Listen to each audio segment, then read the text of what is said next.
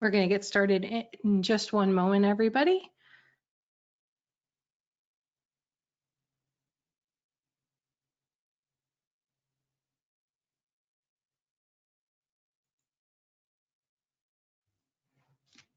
Hi, everyone. Good morning, good afternoon, and good evening, everyone. Since we have people attending this webinar live from all over the world, everybody wants to hear what Daniel Burrus has to say about change, about disruption, about how to change from being agile to anticipatory, how they can capitalize on all the amazing opportunities that are happening right now in the world, because there is even more opportunity for change and advancement, for growth right now than we've seen in a really long time.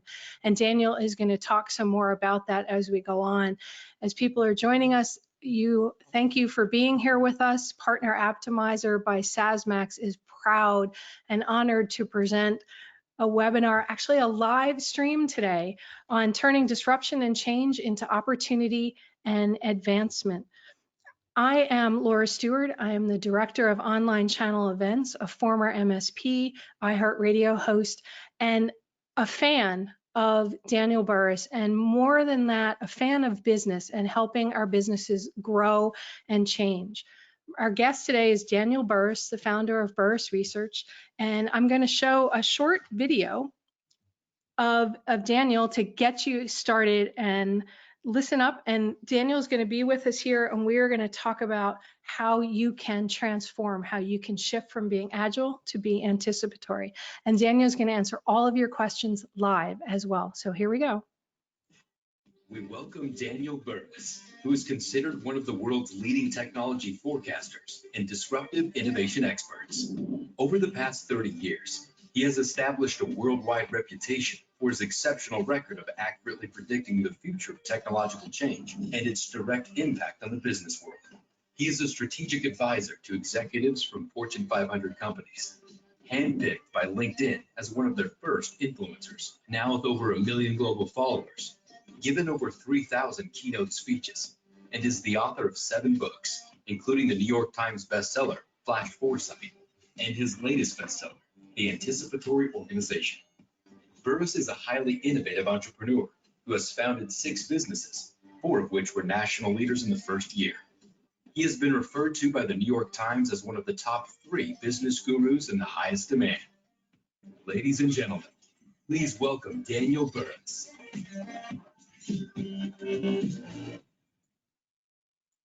All right, everybody, and here he is, live, real life, Daniel Burrus. All right, I'm here. And Daniel, I'm just showing everybody. Oh my God! Thank this you. is my other copy, right? This is my for show copy, although it does have a lot of dog ears in it. Well, I always love that when I see my books. People always have a lot of things in it. And by the way, later in this podcast, I'm going to give everyone on this podcast a copy of the book, so you don't even have to buy it. So how do you like that? I'm just going to make it. So we'll talk about that later. Right, and you also are giving away a couple of other things, including a 20 Tech Trends report and some information about some of the programs that people can join in on. And I'm so excited you are here, Daniel. And just a housekeeping thing I forgot to do, because I was frankly so excited to introduce you. Anybody who has questions, to please enter them in the question pane. And I'm going to be monitoring them throughout as Daniel and I go back and forth and talk about different things, because Daniel, right, you want to answer every question that people have that's out there about their businesses. Yeah, I really want to encourage everyone as we're talking to put in your questions down at the bottom. And I think that's really a good time we can all learn from each other. So let's make that a good one. All right. Perfect. So let's dive right in, because one of the things that really comes up for me with the work that you do is this whole concept of being agile versus being anticipatory. And for me, it was a huge revelation, because how you define agility is not how I used to define agility. So can you explain what the difference between agile and anticipatory is, and why it's so critical to assist businesses? Yeah, thank you. And first of all, I don't want you to stop being agile. One of the things that I've been teaching for many decades is what I call, and especially true with technology, is the both and principle versus the either or principle. Because when something new comes out, you think it's either the new or the old, either the legacy systems or the new cloud virtualized systems or whatever. But or it's wireless or wired or paper or digital. But the reality is it's both. The key, by the way, when you're looking at legacy technologies is it's all about the integration. If you make the integration of the old with the new more valuable than the old or the new by themselves, you have a perfect path forward. Now, with that said, I would like you to think of a coin with two sides, all right?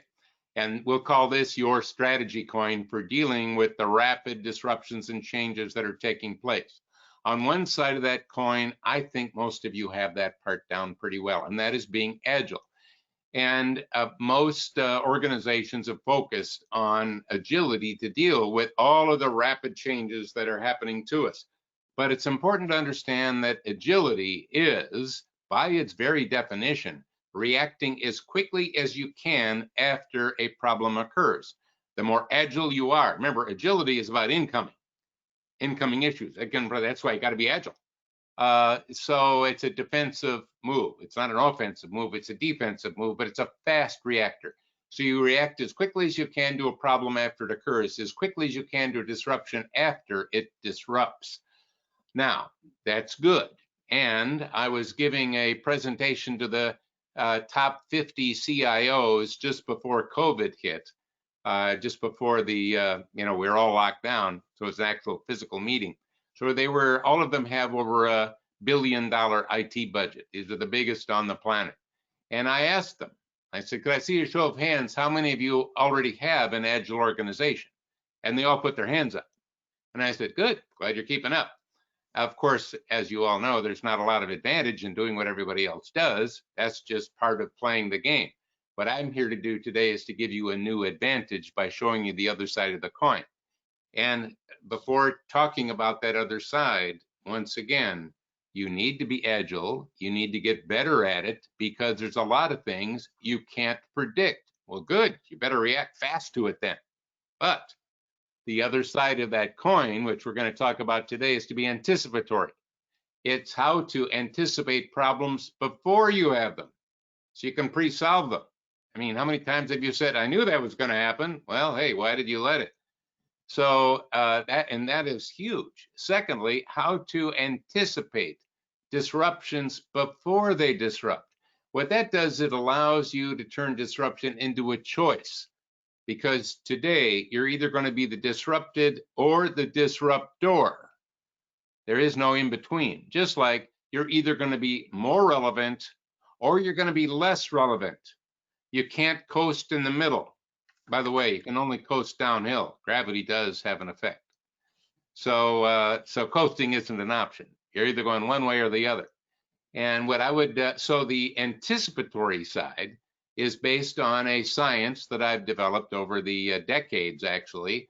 And it is taking all trends and putting them into one of two categories. And I think this is probably a good way to tee up this discussion in this podcast by getting this key concept out. And then we can build off of that in our discussion. And that is, most of us don't look a lot at trends because, of course, some happen and some don't. But when you look at them with what I'm about to tell you, it makes all the difference. All trends fit into one of two categories. They're either a hard trend based on a future fact that will happen. And by the way, the advantage of that is that's how you can see change before it hits. That's how you can see disruption before it disrupts, giving you the choice of being, again, the disruptor or the disrupted. I just want you to have some choices.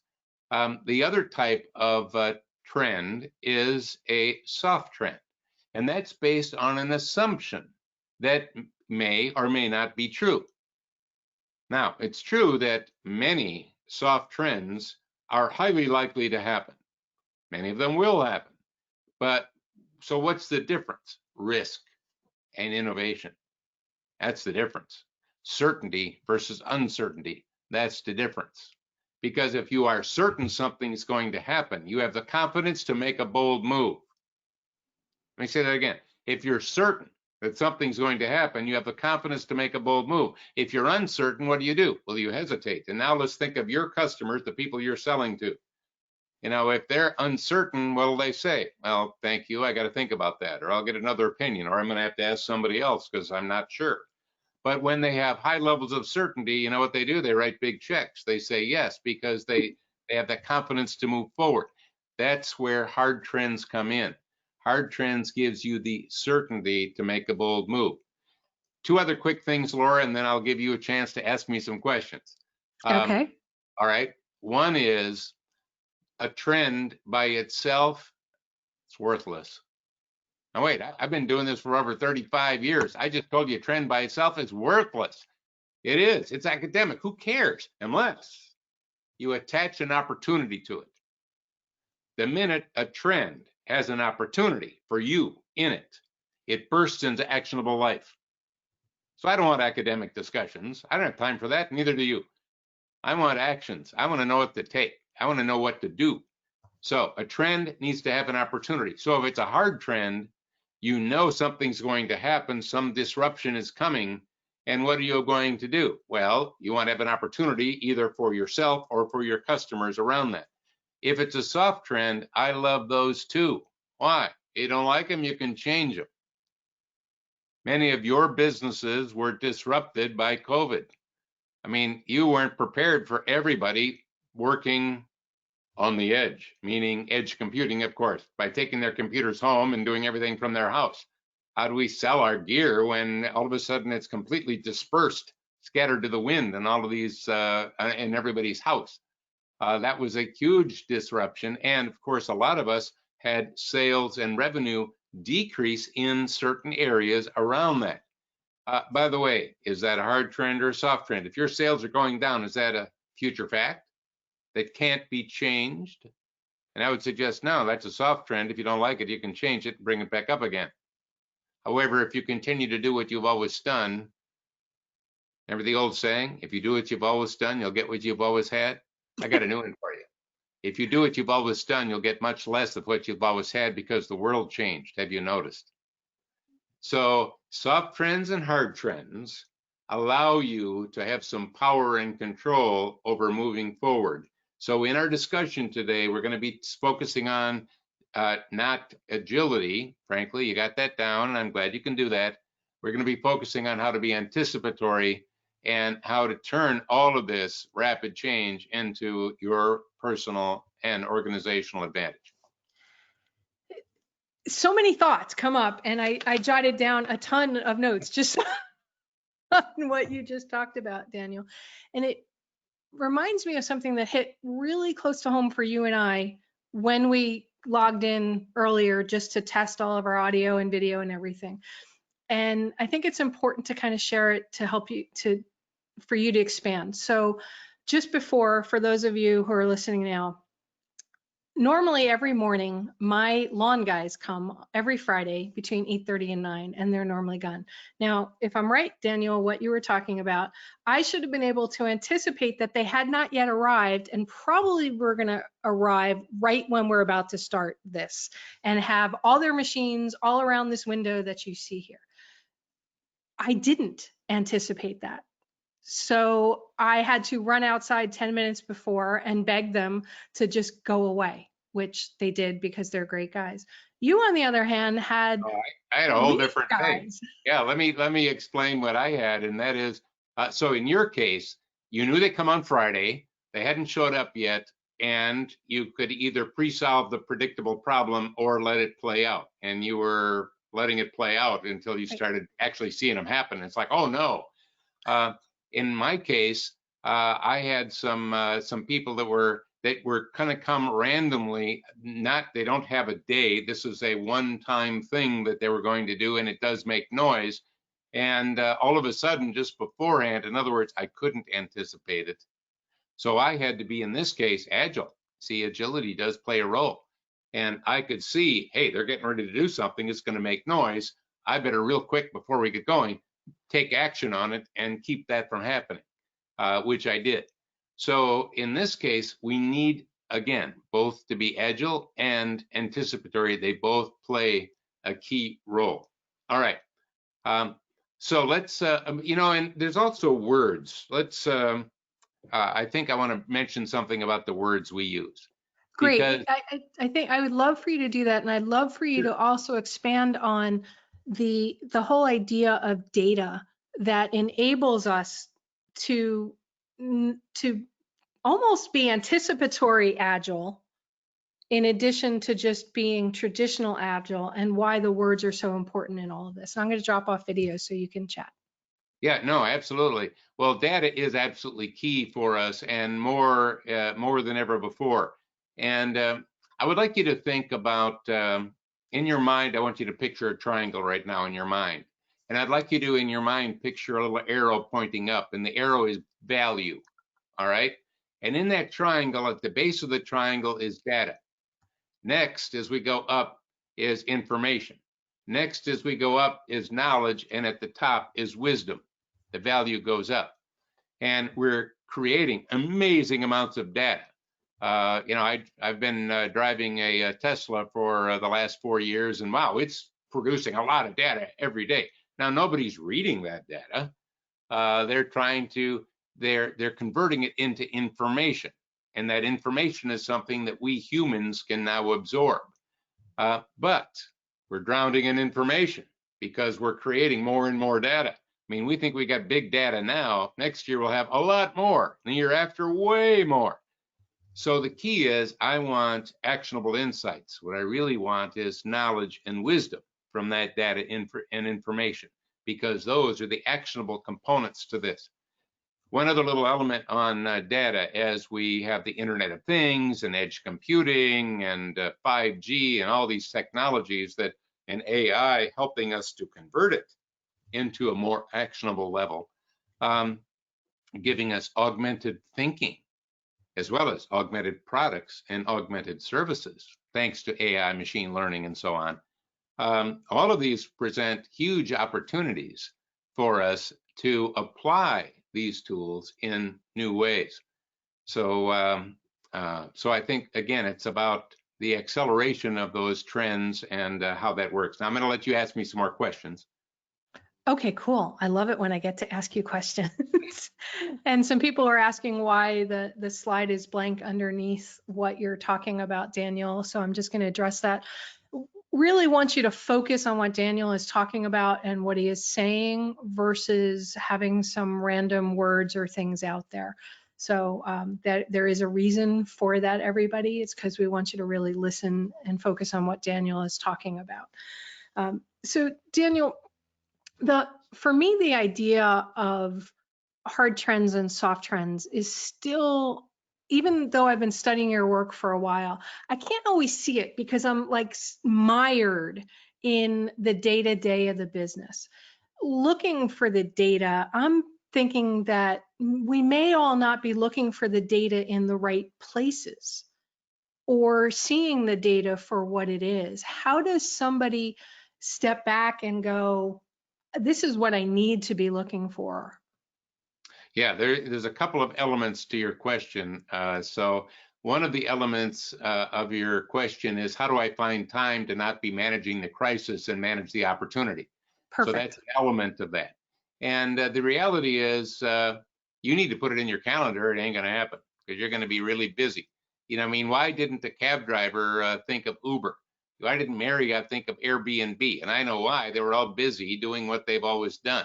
You can busy yourself right out of business, whether you're a Verizon or an IBM or a smaller company, it does not matter, a Microsoft.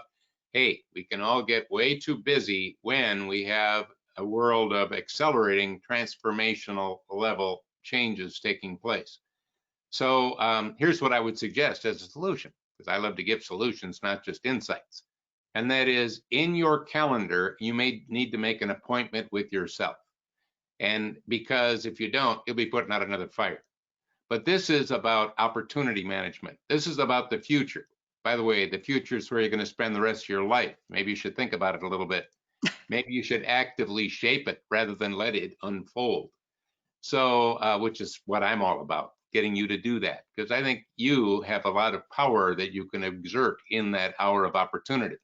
And in that hour of opportunity, what I'd like you to do, and we'll talk more about this in this interview, but I would like you to ask yourself, what am I certain about? Because you've got unprecedented levels of uncertainty. But uncertainty doesn't empower you.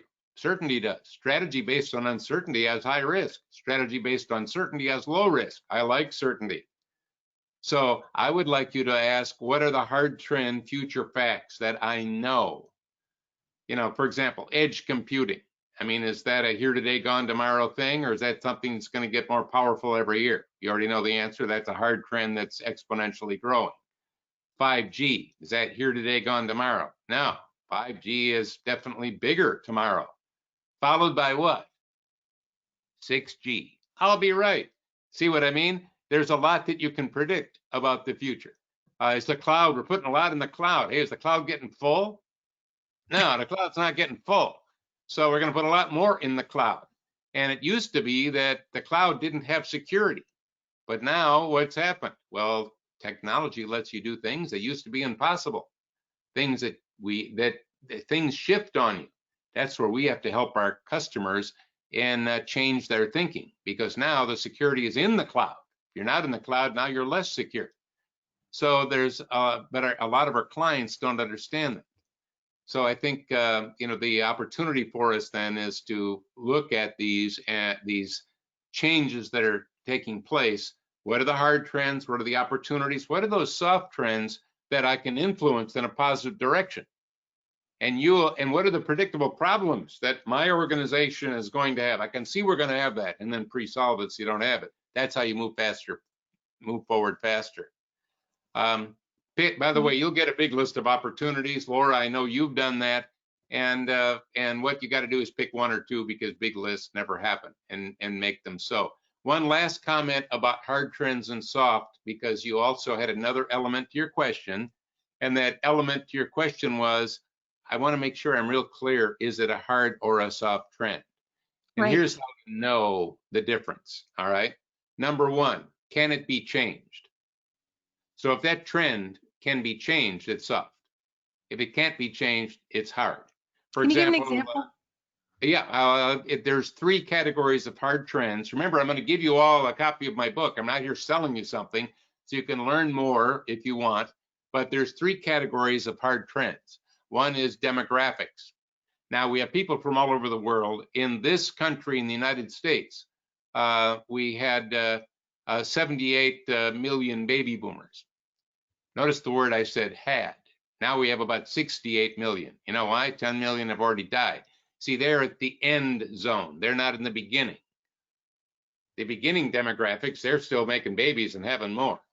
You know, the baby boomers are kind of in another phase. Now we're kind of on our way out. So but now here's the point. Are they going to get younger? No, predictably, they're going to get older. Could we predict a lot of needs? Could we predict a lot of problems that we could solve? Could we predict a lot of opportunities based on that aging that we know is going to happen? And the answer is absolutely yes. It's a gold mine. Your customer base, they're young, they're middle, they're older. They have different ways they consume technology. They have different ways that they want to hear from you. So I think you have a differentiated by demographics marketing plan, so that you can talk to someone who's young differently than someone who is old, because they are listening with different ears. Right. So that's demographics. The second one is government regulation.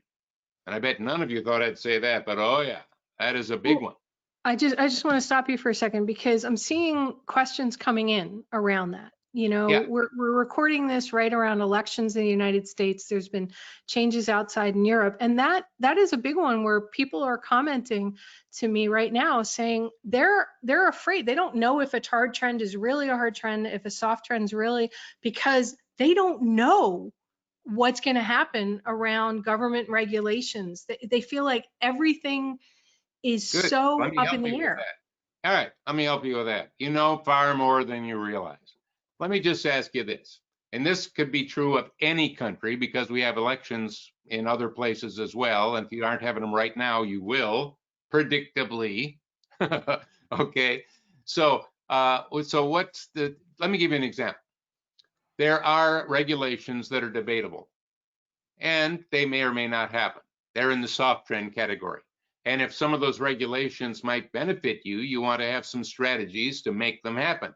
If some of them might be negative, again, that's soft, you might want to influence them. But there are also regulations that are based on hard trends that will happen. Let me give you an example. Let me ask you all a question. You come up with the answer in your mind. I already know the answer. By the way, what's the answer? Yes. All right. Now let me give you the question. Are we going to have more regulations on cybersecurity? Well, of course we are. Why? Because there's some hard trends at play that you can't ignore. But there's some other things that we could debate. Okay, well then those are soft. So what we are going to be looking at then are what are the things that we do know, regardless of who's in and who's out. Business kind of goes on, and things still are needed, and people still have needs, and people still have problems.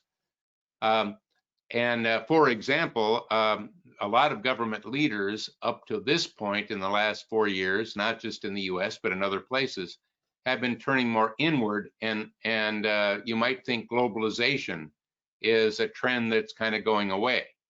But actually, that's not true. Globalization is enabled by technology. The only way to get rid of globalization is to turn everything off. The beginning, when we started having phones and ways of communicating, we started getting and expanding our influence and our commerce out. Okay. So even if we are totally focused on ourselves, meaning a country, if we want to sell globally, we've got to think beyond, and increasingly that's where we're going to want to be. So again, we have things even in an election like this. It's like, what do I know? Are there needs we'll still have? Will we still be working remotely after an election? Will we still have offices? By the way, let's come back on offices versus remote as another question in a little bit. So we have demographics. Secondly, we've got government regulation. One other little comment I want to make about regulations. Most people don't like them. Regardless of what country you're in, you don't like regulations. Here's what I'd like to say. Get over it. Actually, there's a gold mine in every regulation. See, our nature is to look for the things we don't like in a regulation. And there's so many, you'll never get anything else. Do the opposite. That's another principle I teach. Opposites work better. Instead of starting with what you don't like, look at what you like. Elon Musk has every business he's started was funded by government regulations. In every country, there is funding around regulations. Do you know those funding? Do you know how to tie into that? Do you know how to make that work for you? Most of us are too busy for that. Well, then you missed that opportunity. So I'm just saying there's tremendous opportunity in regulation. The third one, because I know there's questions coming in and I want to get these three out there, is really big and germane to everybody in this meeting right now.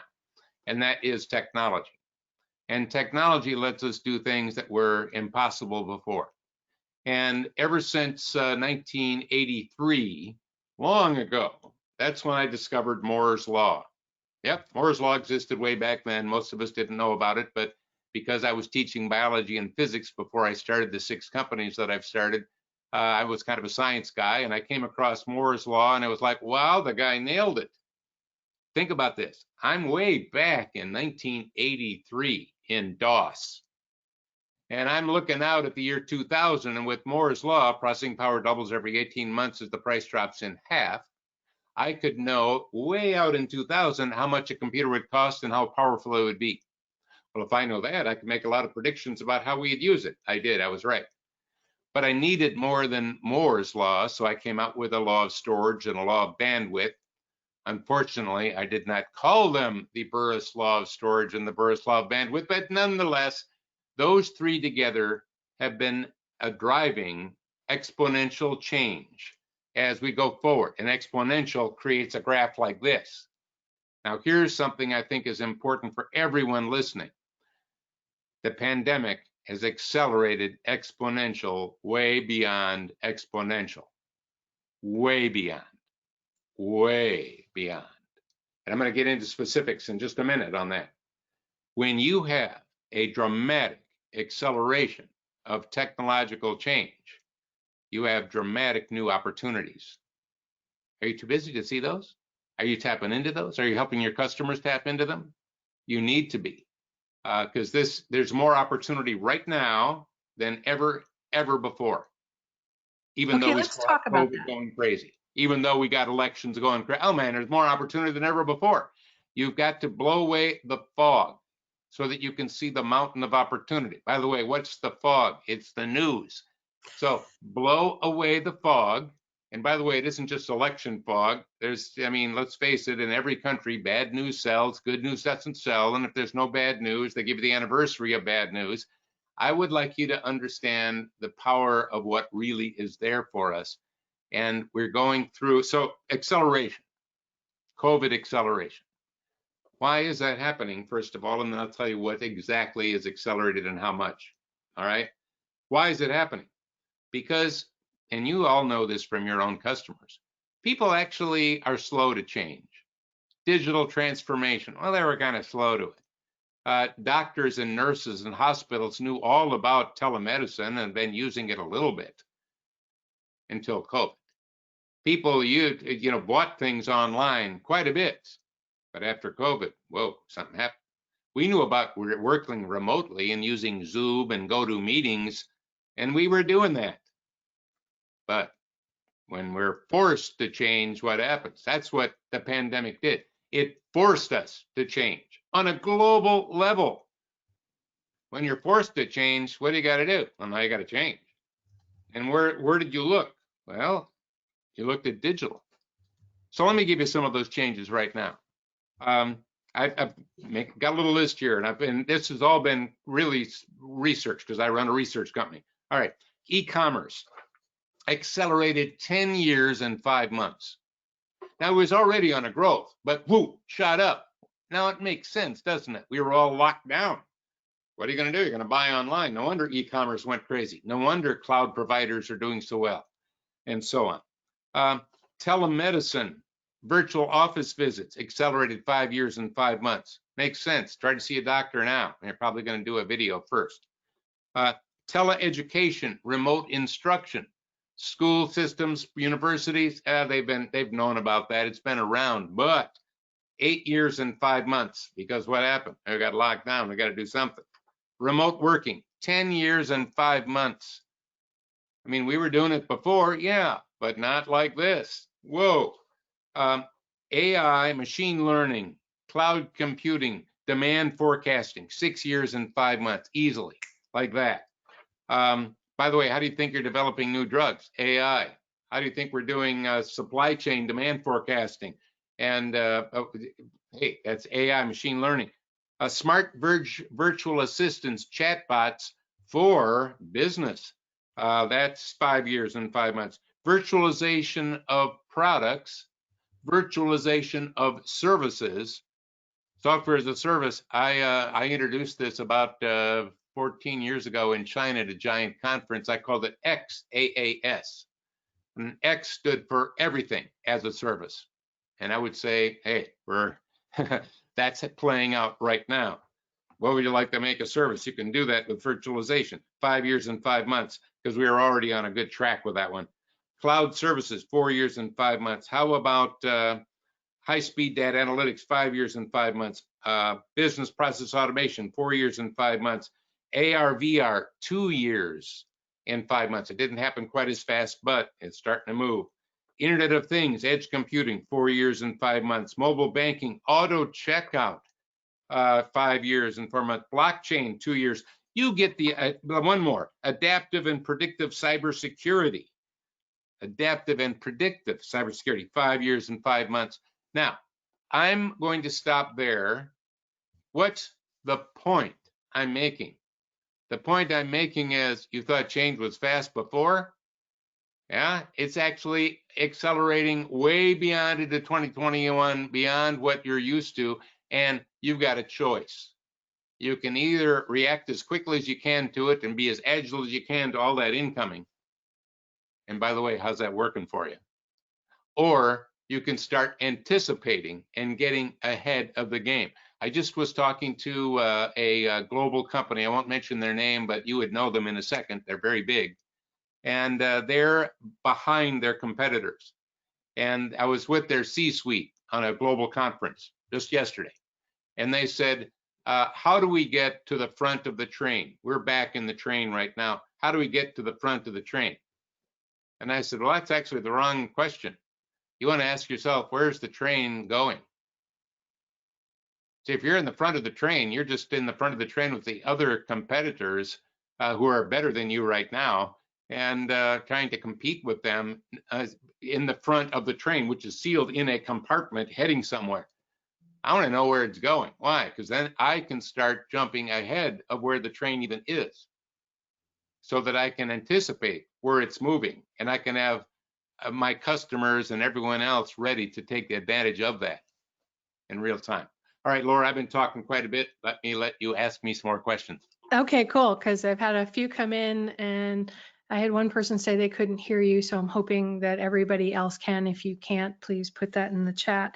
Boy, I hope we're coming through okay. Fingers crossed. Yeah, everybody else seems to think so. It may just be an individual person's issue, but let's just talk about this whole concept about acceleration.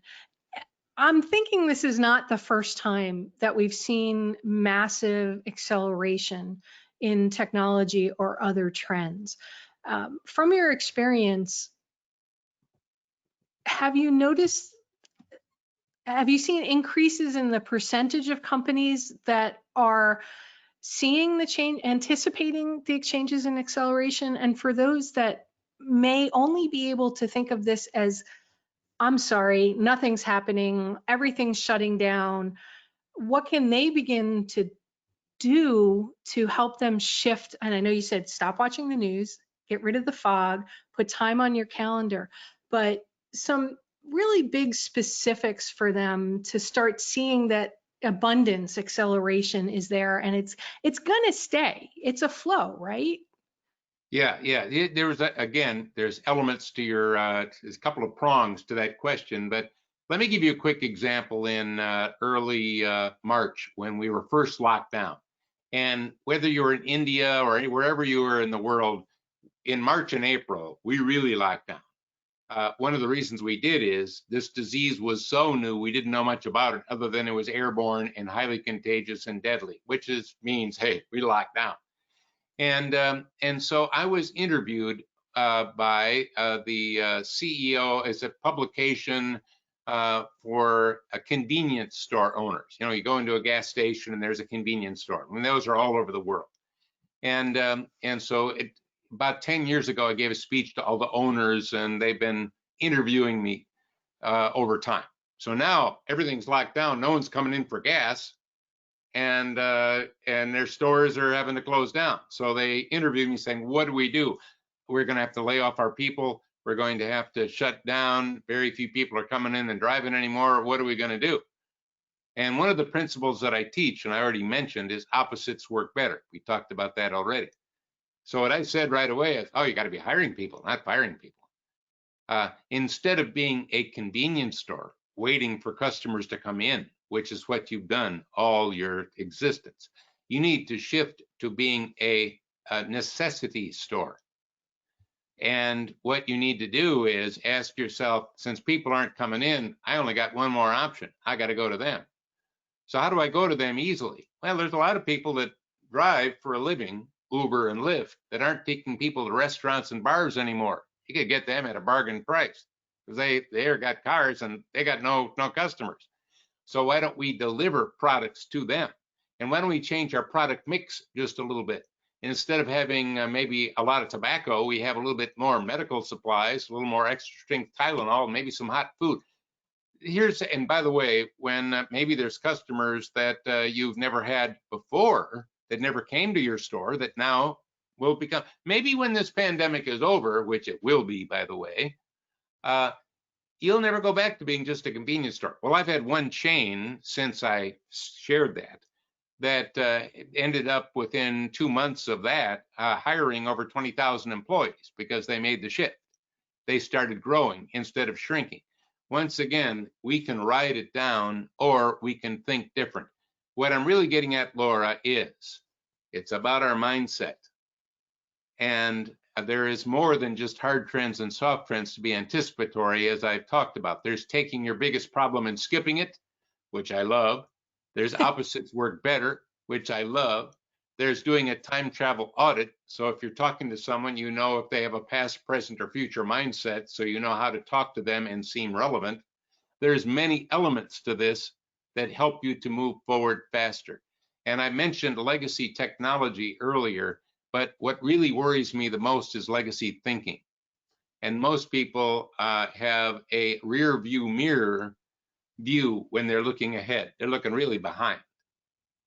As a matter of fact, for every company that's in this right now, I don't care how big or small you are, or what area you're in, I would suggest that your customers see you more with a rear view mirror mindset than a windshield.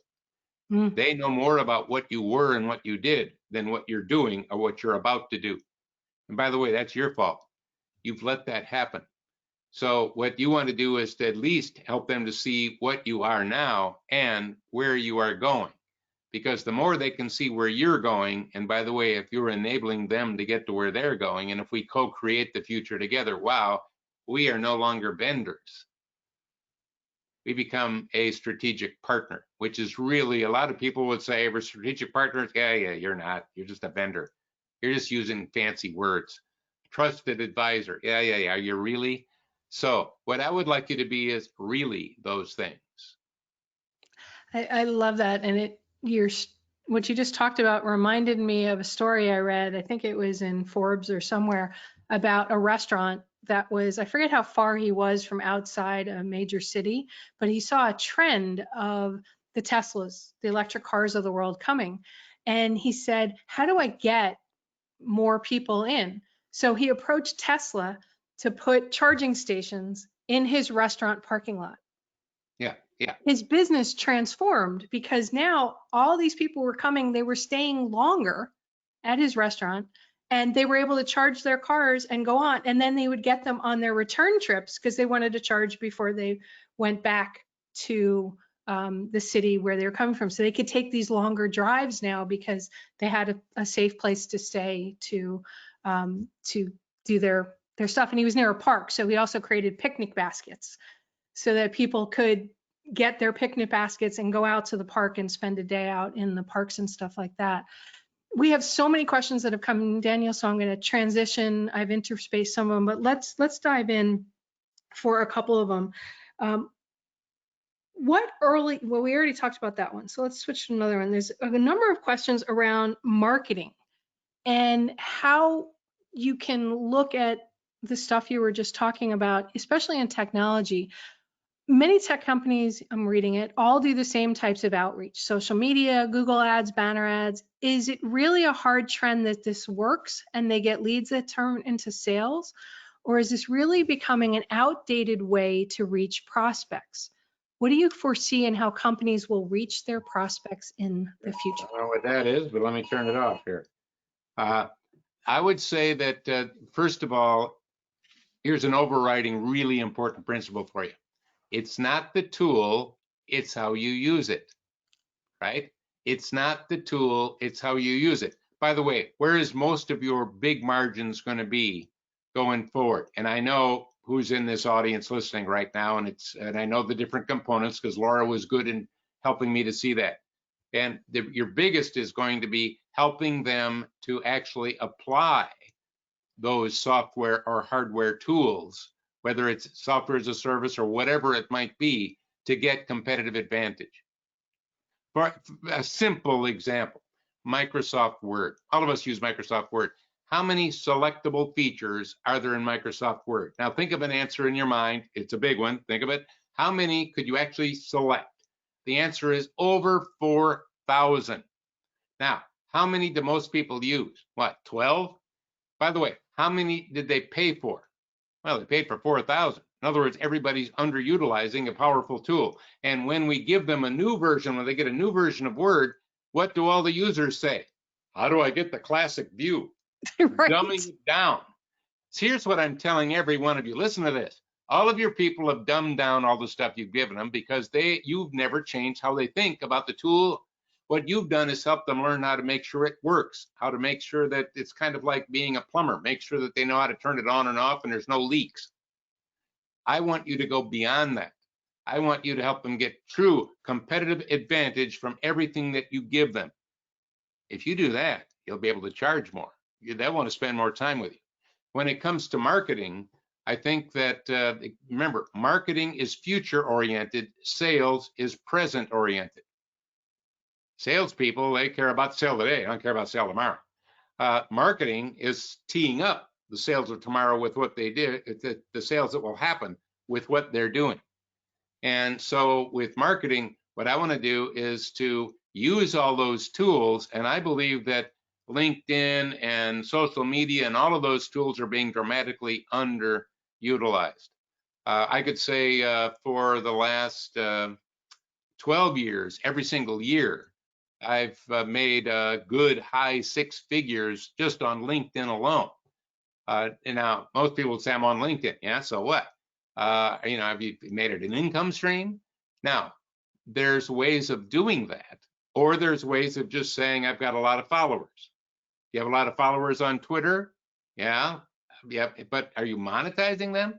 By the way, monetizing them and having them are two different strategies. So my answer, Laura, is that all of these tools, all these marketing tools, whether it's social or any of the others, are super powerful, and you've done version 1 of marketing. You need to take it to the next level now, because actually it's about engagement. It's about giving them confidence and certainty. It's helping them to see that you've seen the future and they know you're right because it's not debatable. You left the ifs and maybes off to the side and you're giving them how to apply. Okay, so it's not just about disrupting, like creating the next Uber or the next Airbnb. There's a lot of incremental in there. I'm hearing you say. Yes, but let me say something about disruption, because all of us deal with that word all the time. Right. First of all, most people think disruption is negative. They don't like disruption. Well, the answer is simple to that. That's because it happens to you, and now you got to change again. Does the CEO of Amazon, Jeff Bezos, see disruption as negative? No, it's all the people he's disrupting that see it as negative. So here's what I want every one of you to do. And by the way, I want your marketing people to do this. I want everyone to do this. I want you to be all positive disruptors, creating the transformations that need to happen to elevate your relevance and accelerate your growth. Now, notice I used the word a positive disruptor. That's because there's negative disruption. Uh-oh, now I got to change, and I didn't want to. Darn it. And then there's positive disruption, which is, frankly, I love positive disruption. Take a look at everything we do. I mean, frankly, if you look at anything, none of it's all that great. I mean, look at everything you do. Frankly, everything you do kind of sucked anyway. It did. Here's what I'd like you to do. Make it better. You see, what a lot of us are doing with the pandemic is we're looking forward to getting back to the way it was. What's the new normal? Instead of, no, I want to transform normal. That's far better than anything we could have had before. And I'm using COVID as the reason to take the time to be strategic and do the positive transformations that need to take place. I don't want to go back. I drive a Harley Davidson motorcycle because there's no reverse. You can't go back. You can only go forward. And I want that forward to be a better forward. You need to make it that way. I don't really think, I think ever since I read the Anticipatory Organization and Flash Foresight, that we talk about a new normal and people are like, well, I want to go back. I don't think you can ever go back because it's been changed. The world's been changed. So one of the questions that keeps coming in from several people is this whole idea of finding early adopters to the change that in technology that's coming up? How do we find the early adopters? What's your feelings on early adopters, finding them, and is that really where the focus should be? Well, two things. One is I mentioned the time travel audit. And a time travel audit is a way to find out who's got a past mindset, present mindset, and future mindset. By the way, the people with the future mindset are always the early adopters. They buy the new stuff even if you're not buying it for them in your business. And by the way, need to know who they are. You can identify them. They can help you to see the future. They're gonna be testing a lot of the stuff that you'd like to test anyway. So, and they can be the customers. The second element to that question is I want to create the early adopters by creating something that they consider to be a necessity. We have a phrase in the US that we've used called essential workers. And during the COVID crisis, you have probably in other countries similar phrase, but these are the people that they have to work because they're an essential service providing, like a medical worker, healthcare, drugstore, maybe a grocery store. These are the essential workers. What do I want all of your people to be? What do I want you to be? And that's easy. I would like all of you to be an indispensable worker. I don't want to just be essential. I want to be indispensable. And how do you become an indispensable worker? Well, or an indispensable company?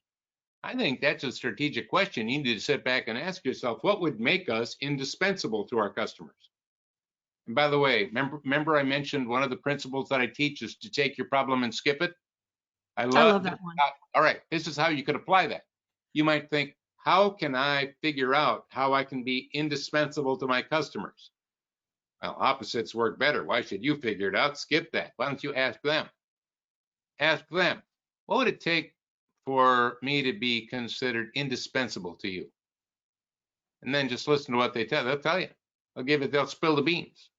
They'll tell you exactly what it is. Good, thank you. I wouldn't have known that.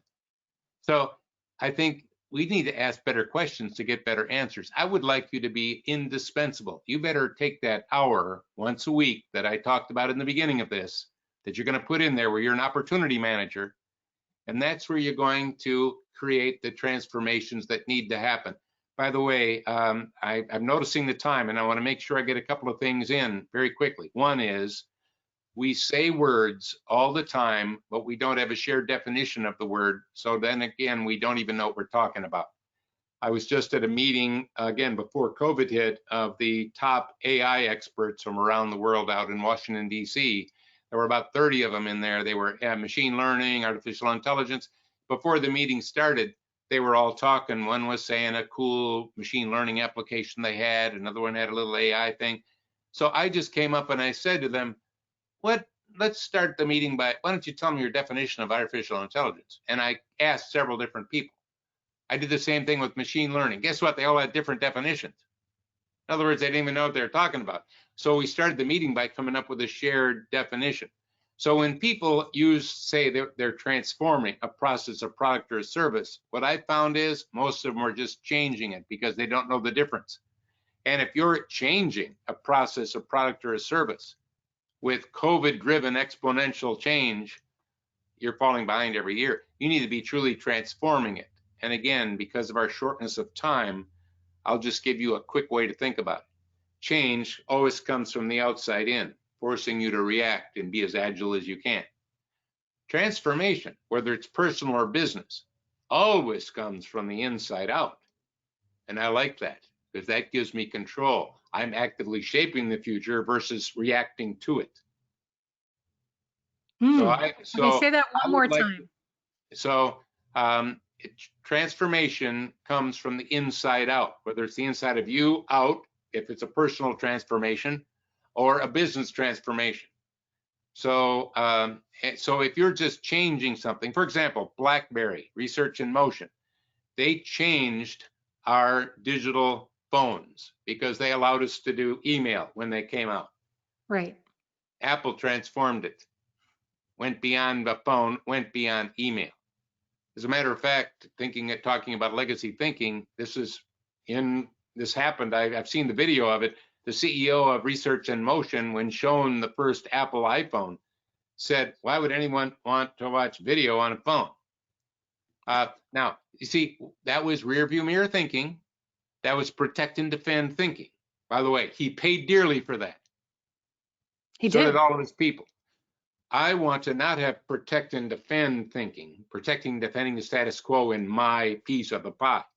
I want to embrace those hard trends that are getting more powerful, and I want to embrace and extend to become part of that, to use that as my transformation engine.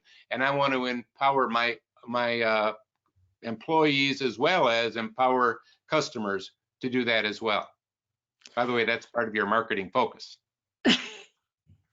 One last question before we close up, based on what you were just talking about. The thought came to my mind, Daniel, that during that hour a week that we're thinking about what our legacy thinking is, we're looking through the windshield versus the rearview mirror. Can those conversations be had inside your company with your staff to open up the conversations, like the salespeople that are on the front lines, the solution engineers, the guys on the street that are actually seeing other things besides what they're implementing? So how could if that makes sense to do, how can somebody begin to implement doing that? Well, that's I didn't know you were going to ask that, but it's a perfect lead in to why I think you should take advantage of what I'm giving you. Again, I'm not here to sell you all something. If you go to, notice we already have it there, theaobook.com, I will give you, if you're in the United States, I'll give you a hardcover copy of that book for free. You'll have to pay a couple of bucks for shipping, and when you see that amount, you'll know I'm not making money on that. And we're giving away a copy of your book as well to an attendee. Yeah. And by the way, if it's a digital, if you're outside of the US, you can use that to get a digital version. So there's a way to get that book. Secondly, if you'll notice a little link, I have a hard trend technology list that I publish, and you can get that at burrus.com. That's my website, burrus.com/see the future, and you can download that and have that to review in your hour of power. Okay. And your third thing I have down there is burrus.com/become anticipatory. And what that is our learning system that we have, which is a results-based system where teams get together in there and learn the principles and apply it as a team to transform what they do, their selling, their marketing, and so on. Been extremely successful. We've had a Product of the Year award on that, and it's done real well. So there you go. There's plenty of resources there for you. And I think the key here is make sure that you are looking at the opportunities, not just the problems. That hour a week is doable. It is doable. And I don't want to just have you look at all the things you can't do in that hour. You're looking at what I can do. Here's all the things I can afford. What can you afford?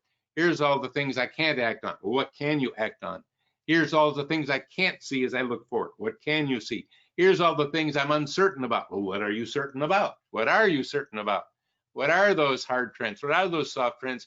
What you'll get is a list. And remember, big lists never get done. Do this with your team and boil it down to one or two must-dos. And because what I've been trying to do for many, many, many decades is not merely predict the future, which I've been very good at, but rather getting you to actively shape the future, to make the future a better place for yourself personally, for your career, and for your organization. And there's more opportunity to do that with the COVID acceleration than ever before. Let's take advantage of it. Daniel, I want to thank you so much for being here with us today and for all of the offers that you've given to the attendees of today's event.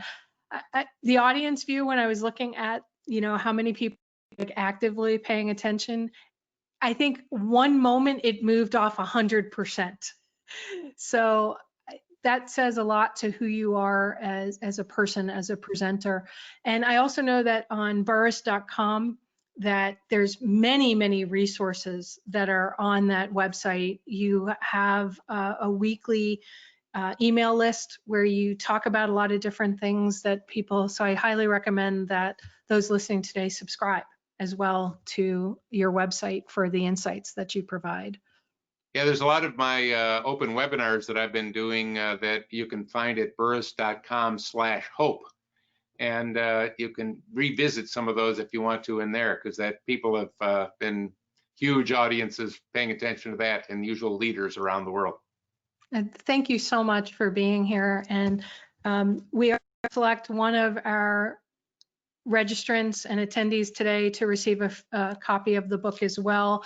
I recommend everybody take advantage of the offer. And then also, you know, we really haven't talked about Partner Optimizer or SaaSMAX, but we are about data. And that's why we love Daniel, because, well, for so many reasons, Daniel, but the data is so critical and important. We have this great offer, as you can see, where we'll give you some free insights and about your partners and about your website and what people are seeing to help you look at the data that's actually out there that you may not be seeing because you think you know about what people are saying about you. So anybody who has any questions for us, for Daniel, please reach out. We want to help you. Now is the best time to make a change, a shift in your organization, to look at what's there. And thank you. Have a great day, everyone. Ask the right questions and spend that hour a week that Daniel was talking about. Have a great day. All right, take care.